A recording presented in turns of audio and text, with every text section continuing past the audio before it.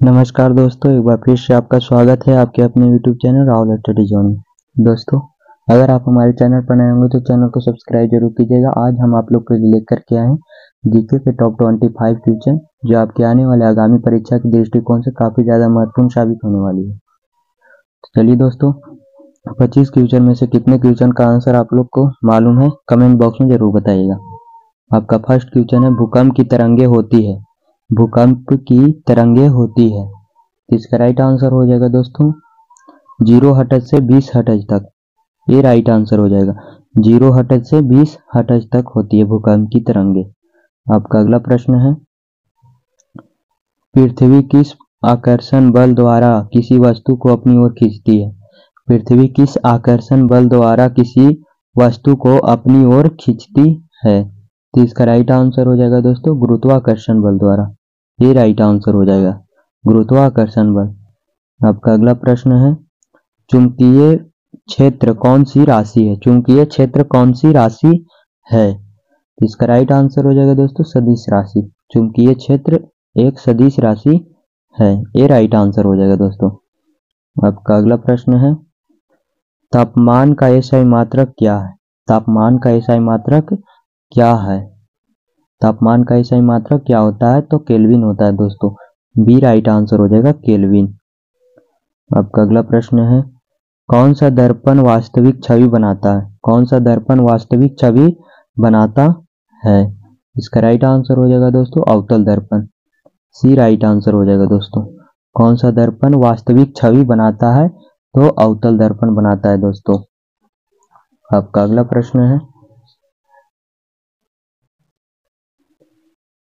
आगे बढ़ते हैं दोस्तों। एक चम्मच जो टेढ़ा दिखता है किसका उदाहरण है। एक चम्मच जो टेढ़ा दिखता है किसका उदाहरण है।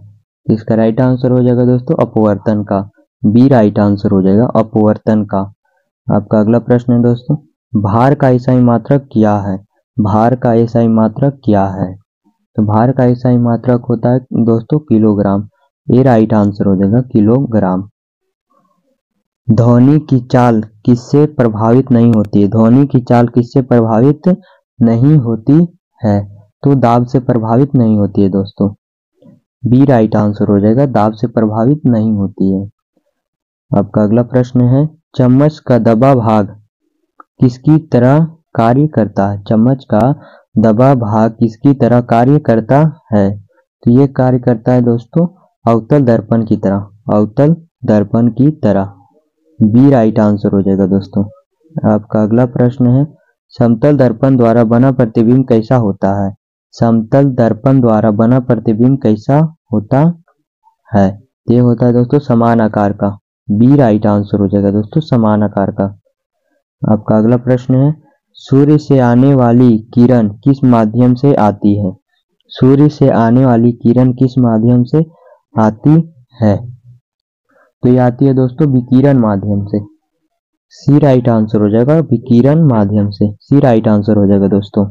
आपका अगला प्रश्न है, बल का सूत्र किस नियम से मिलता है। बल का सूत्र किस नियम से मिलता है, तो बल का सूत्र मिलता है दोस्तों न्यूटन का द्वितीय नियम से। न्यूटन का द्वितीय नियम से बल का सूत्र मिलता है। बी राइट आंसर हो जाएगा दोस्तों।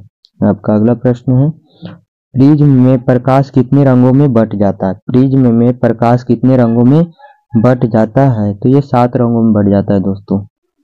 सी राइट आंसर हो जाएगा 7 रंग में। तापीय प्रभाव कौन नहीं दर्शाता है। तापीय प्रभाव कौन नहीं दर्शाता है, तो इसका राइट आंसर हो जाएगा दोस्तों विद्युत घंटी। सी राइट आंसर हो जाएगा। तापीय प्रभाव विद्युत घंटी नहीं दर्शाता है। आपका अगला प्रश्न है दोस्तों, ठोसों में ऊष्मा का चालन किससे होता है। ठोसों में ऊष्मा का चालन किससे होता है, इसका राइट आंसर हो जाएगा दोस्तों चालन से। ये राइट आंसर हो जाएगा दोस्तों। ठोसों में ऊष्मा का संचालन किससे होता है, तो चालन से होता है दोस्तों। ये राइट आंसर हो जाएगा। आपका अगला प्रश्न है, विद्युत घंटी किस प्रभाव पर आधारित है। विद्युत घंटी किस प्रभाव पर आधारित है, इसका राइट आंसर हो जाएगा दोस्तों चुंबकीय प्रभाव पर। ए राइट आंसर हो जाएगा चुंबकीय प्रभाव पर। आपका अगला प्रश्न है, उत्तल दर्पण द्वारा कैसा प्रतिबिंब बनता, उत्तल दर्पण द्वारा कैसा प्रतिबिंब बनता है? तो उत्तल दर्पण द्वारा सीधा प्रतिबिंब बनता है दोस्तों। बी राइट आंसर हो जाएगा सीधा प्रतिबिंब। आपका अगला प्रश्न है, निम्न में से छोटा बड़ा समान आकार का प्रतिबिंब बन सकता है? निम्न में से छोटा बड़ा समान आकार का प्रतिबिंब बन सकता है? इसका राइट आंसर हो जाएगा दोस्तों अवतल दर्पण में। ए राइट आंसर हो जाएगा दोस्तों। अवतल दर्पण में तीनों प्रकार का प्रतिबिंब बन सकता है, छोटा भी, बड़ा भी और समान आकार का भी दोस्तों। ये राइट आंसर हो जाएगा। आपका अगला प्रश्न है, सड़क पर पानी सा प्रतीत होने का कारण क्या है? सड़क पर पानी सा प्रतीत होने का कारण क्या है? इसका राइट आंसर हो जाएगा दोस्तों पूर्ण आंतरिक परावर्तन। पूर्ण आंतरिक परावर्तन, सड़क पर एक बूंद भी पानी रहता है दोस्तों, से निकलता है पूर्ण आंतरिक परावर्तन। आपका अगला प्रश्न है, एलईडी का पूर्ण रूप क्या है? एलईडी का पूर्ण रूप क्या है? तो एलईडी का पूर्ण रूप होता है दोस्तों लाइट इमिटिंग डायोड। ये राइट आंसर हो जाएगा दोस्तों लाइट इमिटिंग डायोड। आपका अगला प्रश्न है, घरों में कितने वोल्ट की विद्युत आपूर्ति दी जाती है? घरों में कितने वोल्ट की विद्युत आपूर्ति दी जाती है? इसका राइट आंसर हो जाएगा दोस्तों 220 volt. 220 volt D right answer हो जाएगा दोस्तों। आपका अगला प्रश्न है, शक्ति का मात्रक है, शक्ति का मात्रक है, शक्ति का मात्रक होता है दोस्तों वाट। डी राइट आंसर हो जाएगा दोस्तों। शक्ति का मात्रक है तो वाट होता है दोस्तों। आपका अगला प्रश्न है, विद्युत शक्ति की इकाई क्या है? दोनों एक ही क्वेश्चन है दोस्तों। विद्युत शक्ति की इकाई क्या है? तो इसका भी आंसर वाट ही होगा दोस्तों। डी राइट आंसर हो जाएगा। विद्युत शक्ति की इकाई क्या है तो वाट। आपका अगला प्रश्न है, बल का मात्रक है, बल का मात्रक है, तो इसका राइट आंसर हो जाएगा न्यूटन। बल का मात्रक क्या होता है? न्यूटन। सी राइट आंसर हो जाएगा दोस्तों।